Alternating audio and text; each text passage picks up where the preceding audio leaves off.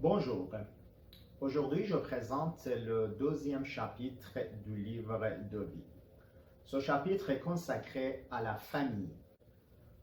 Pour un enfant ayant un TSA avec une déficience intellectuelle allant de moyenne à sévère, connaître les membres de sa famille n'est pas toujours une tâche acquise. Alors la réussite de cette activité nécessite beaucoup de pratique et d'exercice. Et aujourd'hui, je vous montre certains modèles d'activités que vous pouvez adapter selon les besoins de votre jeune.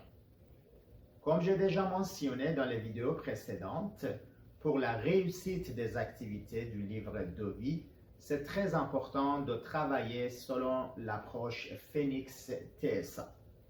Ça veut dire de lui construire un horaire simple, flexible et répétitif qui lui présente un circuit de travail selon son intérêt. Notez bien que les modèles d'activité que je présente ici sont des exemples qui varient d'un élève à un autre et le choix d'activité dépend de la capacité cognitive de l'enfant. Alors, vous pouvez faire toutes les activités ou vous pouvez vous concentrer sur certaines activités que vous jugez mieux adaptées à votre enfant. N'oubliez pas que c'est le résultat qui compte. On commence par une activité simple et amusante, comme faire par exemple un jeu avec l'enfant, et on lui donne un objet et on lui demande de donne-le à papa ou donne-le à maman. Après chaque réussite, on lui donne une récompense immédiatement. Nous pouvons faire l'activité aussi avec les membres de la famille, avec les frères et les sœurs. Et une fois que l'enfant commence à reconnaître les membres de sa famille en personne, nous pouvons passer à l'étape de photo et commencer les activités de discrimination avec les photos de la famille. Cette étape nécessite plus de patience et c'est important de prendre du temps nécessaire et faire des séances d'activité courtes et répétitives et avec la récompense pour créer une zone de confort pour l'enfant afin d'encourager sa participation volontaire à l'activité. D'autres activités qu'on peut faire, c'est de mettre la photo de la famille sur une table. L'enfant est verbal, demander de nommer c'est qui. Et si l'enfant n'est pas verbal, on peut juste tout simplement lui demander de pointer la personne qu'on nomme. Montre-moi papa, montre-moi maman, montre-moi grand-papa. L'activité permet de familiariser avec les membres de sa famille et les reconnaître sur une photo. D'autres activités qu'on peut faire, c'est de placer les photos de la famille au dos sur une table et demander à l'enfant de les tourner à chaque fois et dire c'est qui. En fait, à chaque fois, on demande à l'enfant de tourner une photo et nommer la personne ou nous, on nomme la personne et l'enfant pointe la photo.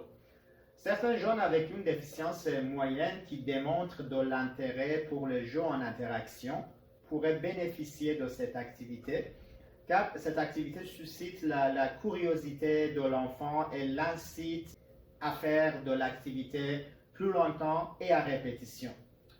Quand l'enfant démontre une certaine aisance dans l'activité et il participe activement, nous pouvons ajouter d'autres photos graduellement afin de développer sa curiosité cognitive. Pour les enfants ayant une déficience intellectuelle profonde, c'est important de simplifier l'activité afin de rendre la discrimination encore plus facile et plus concrète, comme par exemple discriminer entre une photo et un objet. Et nous pouvons même commencer par l'activité avec la main sur main, ça veut dire on met la main de l'enfant directement sur la photo, on dit c'est papa, c'est papa. Et à chaque fois, on récompense l'enfant et on lui dit bravo. Il faut répéter l'activité plusieurs fois et à chaque fois, nous récompensons chaleureusement l'enfant. Respect de l'étape de développement de l'enfant et son rythme est très important pour la réussite de cette activité. Pour certains enfants ayant une déficience intellectuelle profonde, l'activité en fait peut se limiter à la discrimination entre une photo et un objet. Nous pouvons également offrir quelques activités, quelques exercices avec l'enfant, comme on lui offre un tableau avec les photos de la famille et on lui demande de découper les photos et les coller dans la case appropriée.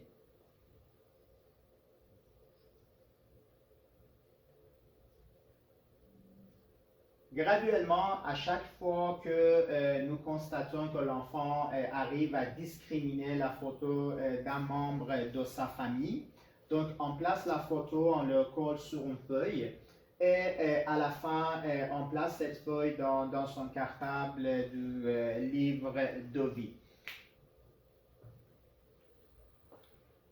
On avance graduellement dans le cartable du livre de vie.